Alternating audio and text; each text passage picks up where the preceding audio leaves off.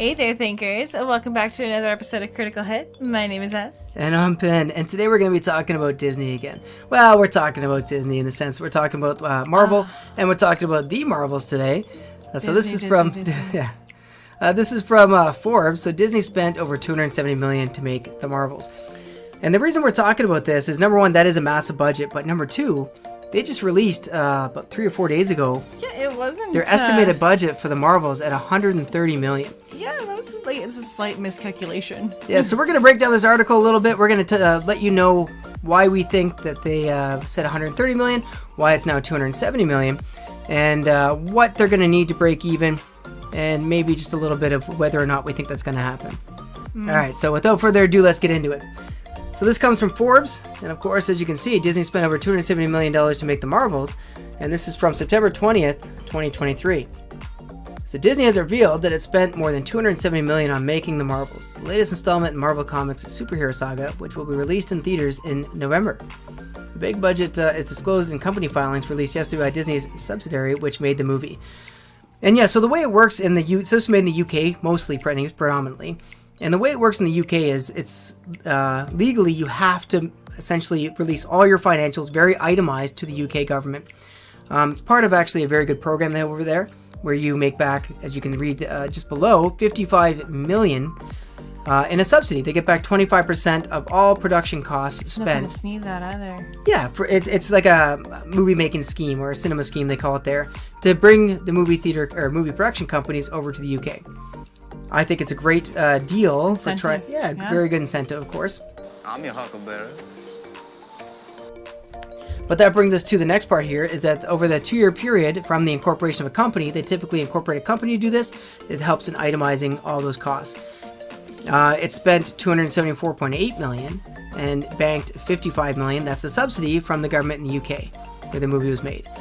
This brought its net spending down to $219.8 million, meaning the movie will have to gross at least $439.6 million at the box office to break even. I would say it's more honest than you usually see mainstream media articles do. So this talks about how movie theaters get about half. That takes into account the distribution costs, but not the marketing costs. And so they don't have to put the marketing costs into what they're going to get back from the UK, probably closer to about $580 million or so, 570 to 580 million, to make back just to break even.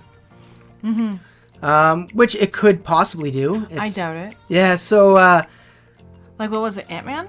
Ant-Man only made $470 million, and at the time, they said that Ant-Man made money. I can tell you right now, we broke it down in the summer, and based on its production, marketing, it lost about $40 to $50 million. So the Guardians of the Galaxy did make money, which was for Marvel this year, which was, one of the few exclusive movies to actually do that. But the original Captain Marvel made $1.1 billion. And it was sandwiched in between two juggernauts of a movie, Infinity War and Endgame. And everyone wanted to see that next piece of the puzzle. What's going to happen? Everyone did. Now, it didn't really drive the story forward. You got to introduce to Captain Marvel, one of the most unlikable characters in Hollywood, through Brie Larson. And, I guess we got to see who she was, realistically, but that it didn't actually drive the story forward anymore. So that $1.1 billion that it did, though, you have to remember that was a fluke, really, for this movie, coming between those two, like I said, juggernauts. I have read that they're trying to lean a little bit more towards the Barbie kind of esque female empowerment. See, I don't think that's a good idea. I really don't. So Barbie made a lot of money. And fair enough, I didn't enjoy the movie. Yeah, but Barbie wasn't freaking going from Barbie land to G.I. Joe land. But that's just it. Barbie was marketed towards the right people and with the right sense for those people. Yeah. Marvel movies don't have the same fan base. She's at the wrong demographic. And if the more you try to make that fan base the same one that is Barbie, the more money you're going to lose for now. Now, can you change that fan base? Can you get it away from this? I mean, it sounds like a terrible business strategy. But Brie Larson is not going to be the one to drive that. Well, I mean, can you do that with continuous stories like this? I mean, maybe in 50 years. But will you still have a brand in 50 years? Probably not. Really driving Could you make Marvel a female brand instead of male? It's possible. But you're getting rid of all your baked-in fan base in order to do that. So I'm not saying that female and male fans have exclusionary fan bases here. But if they want to make it more like Barbie, you kind of have to disenfranchise, let's say, 90% of the male fan base to do so. That's By an like saying, here inexperienced Barbies, here's some guns. so this movie was helmed by an inexperienced director, Nia DaCosta, and also stars, of course, we have the 3 Marvel characters in it. Of course, Brie Larson being the supposed to be Captain Marvel too, but it got moved to the Marvels because I think she might. I don't want to say she's done with the series, but I think Disney sees the writing on the wall for her career going forward. Oh, for sure. We'll see how this movie does. So this goes on to say DaCosta is famous for directing her 2021 horror hitman Candyman, which is the world away from the Marvels. Trailers for the Marvel movie show that it is a slapstick sci-fi as the trio of stars change places involuntarily whenever they use their power. And on paper, this looks like a surefire hit that the film is a sequel to the 2019 Captain Marvel, which goes, like I already covered the 1.1 billion. I think it was a fluke, and I don't think you'll see something like that again with this kind of. Good. Well, and you got who's your draw for this movie? I mean, to go see it, you have to have watched The Secret Invasion. Yep, you had to. You have to have watched Ms. Marvel, and you have to have watched WandaVision. Yep. And WandaVision had pretty good viewer base, but the other two, not so much. And Secret Invasion was $212 million of wasted money. I still need to watch the Secret Invasion. Yeah, don't waste your time. Nothing exciting happened? I'll save you the suspense. It was terrible.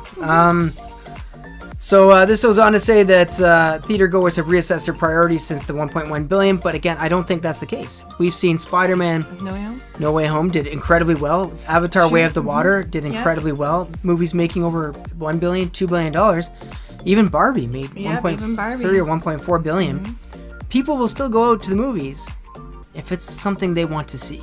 I don't want to say the good product anymore because I don't want to lump Barbie into that, but people will go to the movies if it's something they want to see. I just don't think Marvel is giving people anything they want to see recently. Take your $5 ass down before I make change. Well, and maybe that oversaturation they said, the superhero fatigue was setting in. Maybe a little bit, but I think it's more so that you got away from telling really good stories. Superhero, like the female version. Well, and you just didn't even build that character up. Like, look at Ironheart compared to Iron Man. They didn't build her up. It's just like, hey, this new girl is now just better than Iron Man in every way, and we don't know her, but since you liked Iron Man, you can now superimpose your beliefs on her and likes. And it's like, what? Like, build the character up. Make me like that person. Work for it. Yeah, you don't just have that fan base for these characters, same as you. And Iron Man didn't really have that originally, but you definitely built that up. He started up with like Iron Man 1, and he had great movies and like great presence on the films and on the screen. Now, like, these people who are taking up these new mantles of these superheroes are just... Well, Iron Man was definitely bigger than, like, Ironheart to begin with, let's say, in the comics. I get that, but they're, like, shallow and hollow. But even having a bigger character, they still built them up in the movies.